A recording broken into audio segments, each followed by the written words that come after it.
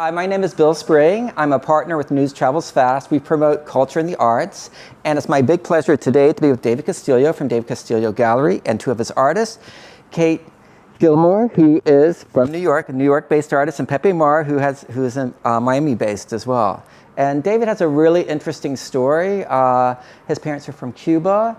They moved to Spain. He was born in Madrid, and he grew up in Hialeah, Florida, which is a small town in western Miami, very unassuming town. And he grew up in the 70s and 80s, and by the 90s, he went to Yale University. So he has a great trajectory. It's quite an amazing story.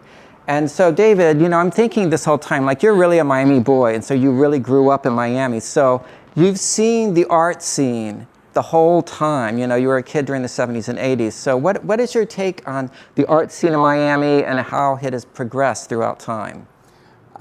It's been a long time in the making. And I mean, as you know, the art scene in Miami has an even longer history. I mean, there were communities of artists and galleries going as far back as the 50s spread out. So you always had like a Bal Harbour district, you've had a Biscayne Corridor district, South Beach certainly, which is one of the reasons why I thought to move more recently to a historic building on South Beach, because that used to be an area that was affordable for artists, so there were a lot of artist studios there. So it's kind of now at a point where there are various neighborhoods that people consider like the neighborhood to kind of grow an arts district. So it used to be Wynwood, now it's Little Haiti, and next after that will be Alapata. So it's certainly much bigger than it ever was before. There are a lot of galleries, and certainly Art Basel has had a big impact on the ambitious programs that have helped these galleries to flourish. Exactly. And speaking of Art Basel, I mean, you've been involved with it since 2008, and this year you had big news. You will be featured in the gallery section, which features only the top galleries in the world. So that's amazing. I mean, you've done amazing things. I mean, you literally built this gallery up from the ground up, which is like not a very, typical trajectory for a gallery. And so what I really love about you and the way you work with artists, because if you can tell us a little bit more, I mean, I know from what you've told me is that you pick people whose narrative that you gravitate towards. Yes, I never picked artists based on anything other than the work itself. So I come at it from as an art historian, what works speak to me, because there's so much great work. It has to be something that is unique visually and kind of has a narrative that appeals to me personally. So I think that's number one, and kind of just organically, it happened to grow into a gallery that happened to show a lot of women artists, a lot of artists of color, a lot of queer artists, and that just kind of happened organically. That wasn't like a formula that I was going to do that. It just happened to be that those were the works that were speaking to me personally, and so it kind of just built around that. And that was some 14 years ago, and now these artists are sought after. Correct. So it's kind of like you were ahead of the curve a little bit. But you choose artists, a lot of them, I mean, some of them have established careers, but some of them really didn't have established galleries or careers before you met them or saw their work. Sure, yeah, I think it's context. So I think both things help each other. So there's like a synergy between what the artist is doing and kind of like the platform that the gallery gives to nurture that. Exactly, yeah. And I think that's really important, that artists be nurtured. Like, Kate, I love your work because I come from a performance background. I feel like we're always performing, and in some role or another. Yeah, exactly, in some role or another, and yeah, big time. And I mean, if you can tell us a little more about your work, I mean, I was wondering when I was kind of like looking at your work and really kind of reviewing it, was there a definitive moment when you decided that you would kind of insert yourself physically in your work and have a performance element going on, or is just something that just kind of evolved? No, there was definitely a definitive moment. I mean, I was in graduate school at SVA, and where your producer went, and people were more interested in my process than the things that I was actually making. So I would have this curtain, I would have these like really laborious sculptures that took like millions of hours, and I had to like cart tons of materials, like miles, and the labor, but then behind the curtain, and it would be like beautiful, and then you'd go behind the curtain, it was like insanity. And it was clear my personality wasn't coming across, my intelligence wasn't coming across, like how I communicate with people. It just wasn't as engaging. More people were more interested in talking to me than actually looking at my work. So I realized just do something like really dumb, just insert thyself into the work and see what happens. And so I just, in graduate school, I dressed up as Hillary Clinton most of graduate school. And so it was like Hillary Clinton in Ted Kaczynski's shack, Hillary Clinton on a floor that fell out from under her. Martha Stewart appeared every once in a while, but it was like these kind of iconic female characters started entering the work, and then it just had this new dynamic quality that it didn't have by itself, the sculptures. So it's always been kind of feminist, gender-based in a way. I mean, what I've read is like, I just heard something very great that you said, like a lot of women are still kind of like performing like it's still the 1950s. I mean, if you can kind of elaborate on that a little bit, or just the role performance has in our lives. Right. It's hard to, I'm from DC, so we have something going on right now, if you haven't heard. So I'm like a little bit messed up over it. God, it's so weird, like, because I feel like there's like different stages of my work and where I'm working. It's like the Clinton years, the Obama years, and then it's like now. So I feel like I'm at a different place right now than I was during the Obama years, quite honestly. So I don't think I can give you a general idea, but I do think like historically I have been interested in that sort of transition of one stage to another of usually a female character. And that particular generation, which is my mother's generation, is really interesting to me, and what was expected of that particular woman, and how that particular person ended up being. Like, does she still carry that? Like, I've heard you mention before, like the 1950s, and like how some women today are still performing like they're in the 1950s. And if you can just kind of elaborate on that idea a little bit. Again, I don't think I can totally answer that right now, because it's not what I'm feeling right now. Because we're sort of right back. I think if you had asked me that question, and again, I don't know if you want to put this on, it's like if you had asked me that question 2 years ago, I would think I would have had a different answer for you, because progress is not where I thought it was. So like that 50s woman was really interesting. I'm going to use an example. So my mother grew up in the 1950s. She was, like Jewish, white woman in Maine, and she was supposed to like marry someone equivalent and, have kids and do all that stuff, still be incredibly educated and like totally know everything, but not necessarily be a caretaker, not necessarily be so like a hardcore business person or a political person. My mother worked she was a pretty high up person at the State Department. So she traveled around the world for her job. So she did this thing that she wasn't necessarily supposed to do, while still maintaining this, like, I have to put like lipstick on to go to the grocery store. So like and I think Hillary Clinton, who we've heard of before, has a similar baggage. Well, she still had to and this was a big issue, so you can't get me on politics because it's so complicated for me right now, but it's a big issue that she still wasn't able to sort of leave it behind, and she was still a prisoner of that behavior, and that ended up kind of really being detrimental. This has nothing to do with David Castillo Gallery, but this is, me being from DC and trying to understand power and how that particular body and that particular generation and my particular body and my particular generation fits in, is like a huge part of my work, but it's changing, and because we're not as progressed as we thought we were, and so we've gone way, way back. Yeah. And so Pepe, originally you're from Mexico, and then I know you spent time in San Francisco. Yes, a little bit, yeah. And now you have your studio in Miami, and a lot of your work is really gorgeous and fabulous and very colorful. It has a lot to do with contemporary culture and pop culture and club culture. And if you can kind of elaborate on how living in Miami has impacted your work.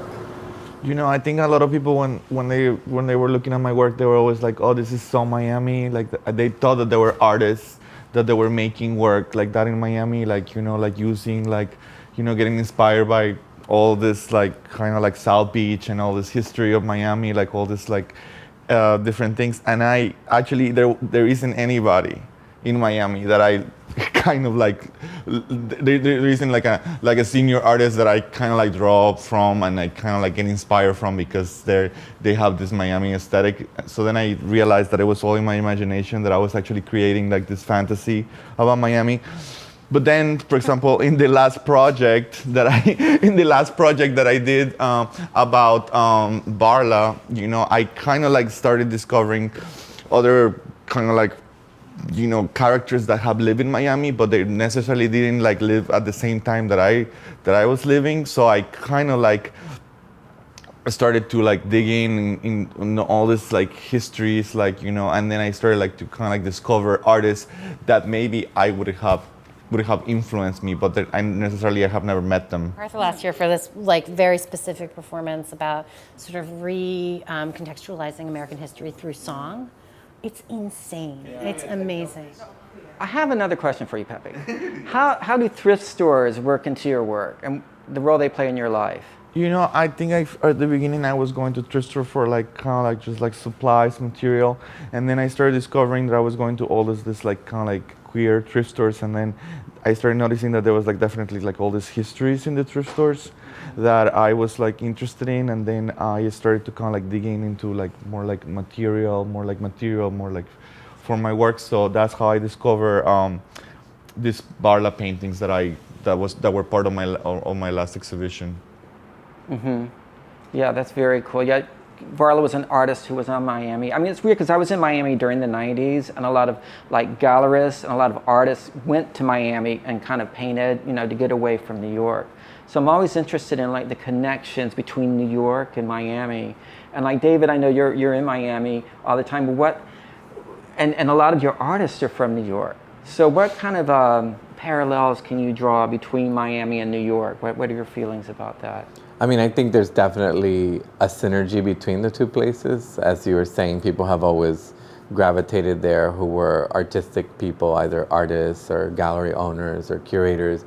There's always been this back and forth between the two places, and I think that's only grown over time. It's certainly blossomed to the point where now you have a gallery like mine, for example, that can show artists who are based primarily in New York. Obviously, that's in part because the art world is very global, right. So you can have that kind of program without physically being in a place like New York, and have a similar reception or a similar audience kind of engage with the work, because there's kind of a natural flow between the two cities. There are a lot of New Yorkers, even unrelated to the art world, who go back and forth between Miami and New York, and vice versa. People in Miami love New York and go back and forth quite a bit. So, and it's amazing because when you started your gallery, I mean, I know you from Miami Art Museum, which is now Pam. 90s, Man became yes. Pam, Yeah. and then all of a sudden, I didn't see you for a couple of years, and you're selling art. I Right. mean, how did that happen? That's such a So that happened very organically, just kind of like the gallery itself. So I was doing research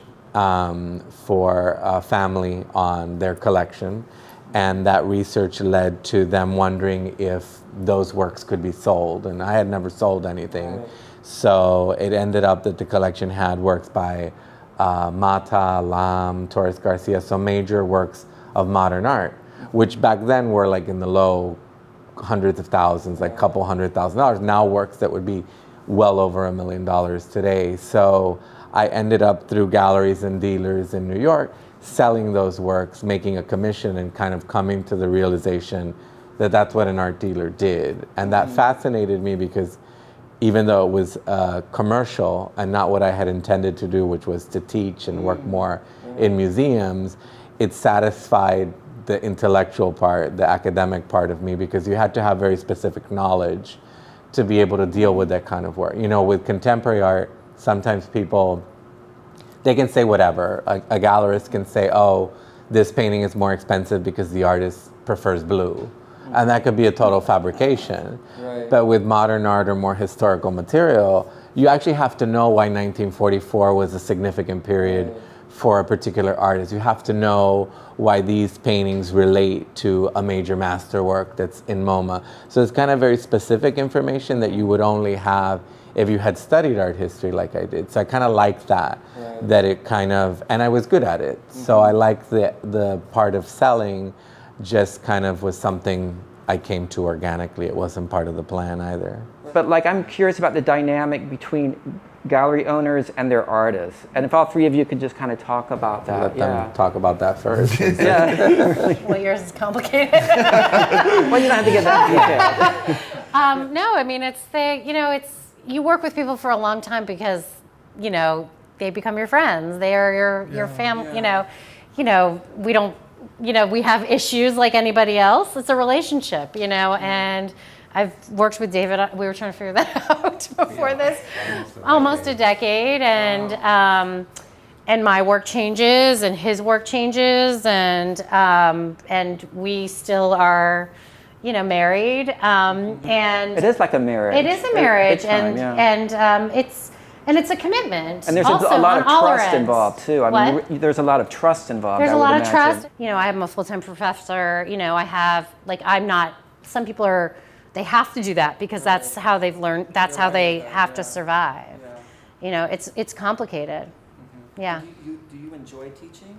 I love teaching, but I teach a lot. I have big jobs. And I have a lot of responsibility. Yeah, and I've always had a full-time job. So even if I haven't necessarily needed it some years are better than others. But I love teaching. The other stuff that goes with a full-time position is complicated. But, for me, it's great to be around young, really good. I teach in good places. So it's good energy. I have good artists that I'm good surrounded perspective, by. Yeah. This is kind of an interesting question that came out yesterday, and I kind of wanted to address it to all three of you. Like we had, for the layperson, when we, I go to a museum and I see Picasso, or Giacometti or something, I think that the museum is responsible for it. It's all kind of like artists, and art comes out of a void in a way. But artists and gallery owners know that there's a whole process that goes through, before an artist is really placed in a museum. So, if, you guys can kind of talk amongst yourselves about that feeling about, does art come out of a vacuum? It seems like a lot of times museums take credit for artwork. There's clearly a process and there's context. So a lot happens, I think, before artwork arrives in a museum. Obviously, there's the process of the artist, like all the years of thinking and making and kind of working through what it is that they're producing. And then there's context, all the projects and things they do along the way with nonprofits, with galleries, inform a lot of what becomes the work that's shown in an institution. So generally speaking, that's where curators would generally see work, is somewhere where the artist may have done a project on their own, they may have done a project with a gallery. So I think it's definitely a big process. It doesn't, as you say, kind of happen first in the museum. It can. And in Miami, it's I think now we're having more venues, where artists could, there's more museums now, more than ever, and there's also alternative spaces where artists could do projects, and then eventually they will get shown in at PAM or something like that, So there's a lot more to nurture the artists. And funding. Yeah, and monies, now we have monies from different grants that you didn't have before. So the Knight Foundation, the Art Center now is also giving grants. So all that stuff helps to create projects that museums could maybe be interested in the artist. Or that's the nice thing about working in Miami, that is you have that kind of that piece.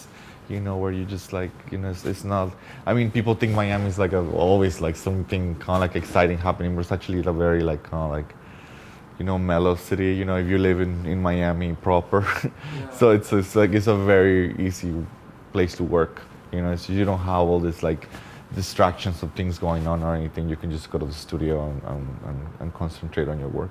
Yeah, and a lot of your work is very large scale. It has a lot of collage and a lot of just really large installation. Yeah, I don't think I could be doing this here. I would have to have it's the logistics, having that like a car and all those things like really like, you know, come into play about being able to buy something on the spot. And like here is like a more of a process, I think. And I think having a big studio in Miami is also helpful to be able to make those kind of installations and works. Yeah.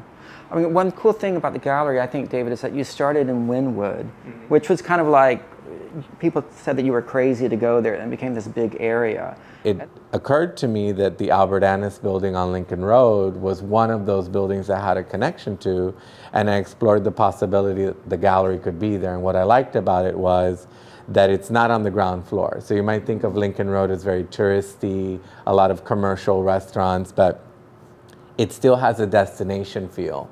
You have to go in through a lobby with historic murals by Leo Berchansky, WPA murals, and then when you get in the elevator, third floor, it opens up onto the gallery. So it's a little bit outside of like the pattern that people are following now in Miami, and I like that. I like that if you want to see a show, you're making a commitment to go to this place and see a show. And I think that that's important. You are attracting an audience that's really interested in seeing art. You know, you're not, oh, I'm going to do an opening every Friday because everybody's doing an opening on Friday. I mean, here's a funny question. I mean, I think I just want to just kind of, you know, we'll kind of wrap it up here. But if everybody can just kind of talk about, you know, the idea of place and where you make your work and who you work with, just some like, just very off the cuff ideas about it. That would be a nice thing to close with. Ideal place. Like, what? Really? What? I don't know. It just came out of my head. Wait, what is it? Wait, place, replace. Yeah, an idea about place. What inspires you, and how does place come into that? And how, the people you work with. I guess these are not short answers, but I'm a question about kind of like inspiration in place, like where you work. How does that work into your work and your life and your goals? I think for me, I mean, I really have to have like this routine that I do in Miami to be able to do my work. Like it's kind of like something that has to do with like the studio, because I'm like a studio-based artist. I like make things in the studio every day. So it's kind of like I have to have like this, almost like this routine where I go and like search for things, and you know, it's like part of it. It's like driving around the city looking for all this like materials and things, and then eventually I ended up in my studio. But I think I have to have like that every day to be able to do my work. Like, you know, it's like, you know, just like physically, you know, it's like it is. I think like if I'm in a place that or I go somewhere where it's like there's too much excitement, you know, it's very hard for me to be able to concentrate and stuff. And Miami offers that kind of like, you know, almost like this peacefulness, you know, that's like every day, yeah. Cool. So I'm the opposite. That's good. I like contrast. I mean, it's like politics, it's rage, it's anger, it's like looking at chaos. I'm from chaos, I live in chaos. Yeah, you live in New York. Yeah. And I'm not a futzer. You know, I've always tried to be a futz, you know, like a studio futzer, and I want to be a studio futzer, but it just doesn't work for me, you know. So for me, it's like it's absorbing what's happening in the world, and that's why like those questions you were asking before are hard for me because I'm in this new world that I wasn't prepared for. So for me, it's like kind of consolidating information, and it's very present day. And then understanding like my placement in it.